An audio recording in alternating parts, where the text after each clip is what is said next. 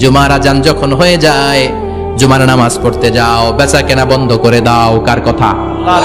Close the shop, shut down the shop, close the market. Market বন্ধ, দোকানের shutter নামাও, cash বক্সে তালা ঝুলাও, ব্যবসা প্রতিষ্ঠান, মার্কেট সবগুলো বন্ধ করে একজনের জিকিরের দিকে ছুটবা। তিনি কে? অল্প 1-1.5 ঘন্টার জন্য যদি ব্যবসা বন্ধ রাখেন, পরে যখন আবার দোকান খুলবেন জুমার বরকতে ব্যবসা বাড়িয়ে দিতে পারে কে?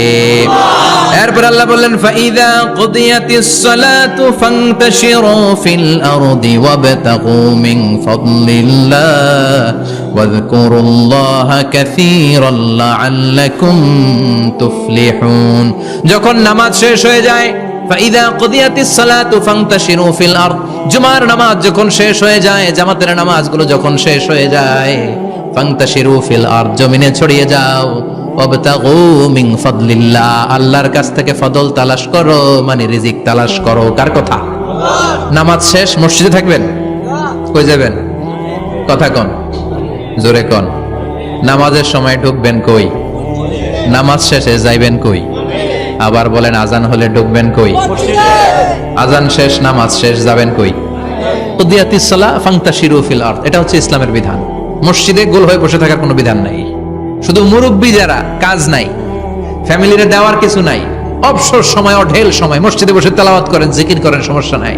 কিন্তু যুবক যারা, নামাজের পরে সমাজকে উপহার দিবা, রাষ্ট্রকে অনেক কিছু উপহার দেওয়ার আছে, তোমার ফ্যামিলির প্রতি অনেক দায়িত্ব আছে, কর্মক্ষম কেউ নামাজের পরে মসজিদে অলস সময় কাটানো যাবে? বিধানটা কার? ওমর ফারুক মসজিদে নববীর ইমাম, জোহরের নামাজের ইমামতি করলেন, বের হয়ে আসলেন, দেখেন মসজিদের বারান্দায় ইয়ামান থেকে আসা কিছু লোক গোল হয়ে বসে বসে জিকির করে। কি করে? মনোযোগ নাই। কি করে? জিকির করে। উনি চলে গেলেন, আসরের সময় আবার ইমামতিতে আসলেন, আসরের সালাত পড়িয়ে চলে যাচ্ছেন, আবার দেখে গোল হয়ে জিকির করে ওই দল। মাগরিবের নামাজে ইমামতি করলেন, চলে যাওয়ার সময় দেখে সবাই যায়, এরা যায় না, গোল হয়ে বসে বসে জিকির করে আর তাসবিহ পড়ে। এবার ওমর ফারুক বললেন আসসালামু আলাইকুম। সবাই বলে ওয়ালাইকুম আসসালাম। মান আনতুম, তোমরা কারা? কয় নাহনু আল মুতাওয়াক্কিলুনা আলাল্লাহ, আমরা আল্লাহর উপর তাওয়াক্কুল করছি। তো তাওয়াক্কুল করে যে বসে আছে, তোমাদের ফ্যামিলি নাই, ছেলে মেয়ে নাই, দায় দায়িত্ব নাই, সমাজকে উপহার দেওয়ার মতো কিছু নাই, আর তোমরা যে বসে আছো 3টা বেলা, খাইলা কোত্থেকে? না রোজা দাও। ইয়ামানি লোকগুলো বলে না রোজা রাখি নাই, খাইছি। ওমর বলল বড় আল্লাহর ওলি খানা করতে আইছে। আমাদের জিকির আর বুজুর্গি দেখে আশেপাশের লোকজন খানা দিয়া গেছে। ওমরে ফারুক বলে তাইলে তো তোমরা মিথ্যাবাদী, তোমরা মুতাওয়াক্কিলুনা আলাল্লাহ নও, তোমরা আল্লাহর উপর তাওয়াক্কুল করনি, তোমরা হচ্ছে আল মুতাওয়াক্কিলুনা বা'দুকুম বা'দা, একে অপরের উপর নির্ভরশীল। যারা খানা দিয়ে যায় এদের উপর তোমরা নির্ভরশীল। তোমরা জিকির করার তাকায় থাকো, বাটি আসে কোন দিক দিয়া? খাবারের প্লেট আসে কোন দিক দিয়া? জোরে কোন ঠিক কিনা? আল্লাহর উপর তাওয়াক্কুল এটা নয়। আনতুমুল মুতাওয়াক্কিলুন বা'দুকুম বা'দা, এখনই মসজিদ থেকে বের হয়ে যাও। এরপরে কোনদিন নামাজের পর গোল হয়ে বসে থাকতে দেখলে পিটায়া মসজিদ থেকে তাড়াবো। এটা হচ্ছে ইসলামের বিধান। চিল্লা এখন ঠিক কিনা? ফান্তাশিরু ফিল আরদ, নামাজের পরে কৃষক চলে যাবে মাঠে, ব্যবসায়ী চলে যাবে শপিং মলে, মেম্বার অফ দ্য পার্লামেন্ট চলে যাবে সংসদে, সেনা সদস্যরা ঢুকে যাবে ক্যান্টনমেন্টে। চিল্লা এখন ঠিক কিনা? যার যেখানে দায়িত্ব পালন করার জন্য ছোট, মসজিদে বসে থাকা যাবে? কোন যুবক মানুষ, কর্মক্ষম মানুষ নামাজের পরে মসজিদে বসে বসে জিকির করা যাবে? নামাজে তো সবচেয়ে বড় জিকির, কামাই করা লাগবে না? মেয়ে কোথায় গেল, ছেলে কোথায় গেল, ফ্যামিলির খোঁজ খবর নেওয়ার দরকার আছে না নাই? চিল্লায় বলেন আছে না নাই? এরপর আল্লাহ বললেন ওয়াইদা রাআউ তিজারাতান আও লাহওয়ান ফাদ্দু ইলাইহা ওয়া তারাকুকা কাইমা। ও নবী, সাহাবারা কাফেলার পণ্যের লোভে, কাফেলার পণ্য এসেছে মদিনায় শুনে আপনারে জুমার মিম্বারের মধ্যে দাঁড় করিয়ে রেখে সবাই চলে যায়। এটা ঠিক করে নাই। আমার কাছে এমন রিজিক আছে যেটা কখনো ফুরাবে না। ঠিক কিনা? এই আয়াতটা বুঝতে হলে 2 মিনিট খুব মনোযোগ দিয়ে কানগুলো খরগোশের মতো খাড়া করে ফেলেন। কিন্তু খুব খাড়া কান করে শুনে, জানেন কানগুলো খরগোশের মতো খাড়া হয়েছে? মনোযোগ আছে? বিশ্বনবী সাল্লাল্লাহু আলাইহি ওয়াসাল্লাম মদিনাতে প্রথম যখন জুমার নামাজ পড়াতেন, তখন আগে জুমার 2 রাকাত পরে 2টা খুতবা দিতেন, ঈদের নামাজের মতো। ঈদের নামাজে আগে কি 2 রাকাত, পরে খুতবা। জুমার নামাজও ছিল এরকম, আগে 2 রাকাত নামাজ পরে খুতবা। বিশ্বনবী আগে 2 রাকাত নামাজ পড়িয়ে খুতবা দিচ্ছেন, তখন মদিনায় দুর্ভিক্ষ, খাবার দাবার নাই।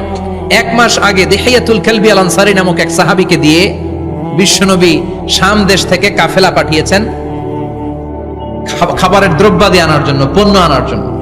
1 মাস পরে তারা খাদ্যের পণ্য নিয়ে, মদিনাতে তখন দুর্ভিক্ষ, খাবারের দাম 2 গুণ 3 গুণ, খাবারের পণ্য নিয়ে কাফেলা ফিরে এসেছে জুমার টাইমে। তখন বিশ্বনবী জুমার 2 রাকাত নামাজ পড়িয়ে খুতবা দিচ্ছিলেন। কি করতেছিলেন? আর তখন নিয়ম ছিল, কোন শহরে কাফেলা ঢুকলে তারা তবলা বাজাতো, ঢোল বাজিয়ে দিত, ঢোলের আওয়াজ সবাই শুনে ওইখানে জড়ো হতো। যার যত পণ্য কিনা দরকার পণ্য কিনে নিয়ে চলে যেত। বিশ্বনবী জুমার নামাজের ইমামতি করে 2টা খুতবা যখন দিবেন, মিম্বারের মধ্যে দাঁড়িয়ে বিশ্বনবী মসজিদে নববীতে খুতবা দিচ্ছেন। খুতবার মাঝখানে বিশ্বনবী তবলার আওয়াজ শুনতে পেলেন। কিসের আওয়াজ? বিশ্বনবী সহ সব সাহাবারা বুঝতে পেরেছে 1 মাস আগে দিহিয়াতুল কালবি শাম দেশে যেই কাফেলা পাঠানো হয়েছে, ওই কাফেলা খাবারের পণ্য নিয়ে মদিনার মধ্যে ঢুকেছে। এখন মসজিদে কানাঘুষা। কিছু সাহাবী বলে, না না, বিশ্বনবীর খুতবা রেখে যাওয়া যাবে না। অনেকে বলে, আমরা না গেলে মুনাফিকেরা সব পণ্য কিনে ফেলবে, আমরা খাবো কি? কেউ কয় বসে থাকি, কেউ কয় ল যাই।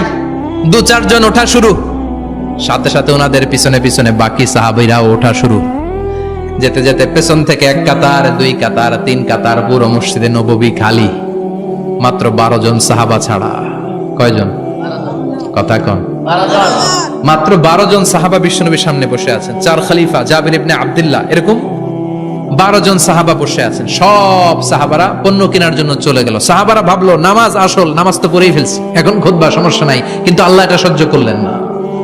বিশ্বনবী দাঁড়িয়ে খুতবা দিবে, আর সাহাবারা সেই খুতবায় বসে না থেকে কাফেলার পণ্য করণের জন্য দৌড়াবে। এটা সাহাবাদের জন্য শোভনীয় নয়। চিল্লা এখন ঠিক কিনা? এজন্য সাহাবাদেরকে ধমক দিয়ে, আমাদের চোখে আঙ্গুল দিয়ে আল্লাহ আয়াত নাজিল করলেন, ওয়া ইযা রাআউ তিজারাতান লাহওয়ানি আও লাহওয়ানিন ফাদ্দু ইলাইহা ওয়া তারাকুকা কাইমা।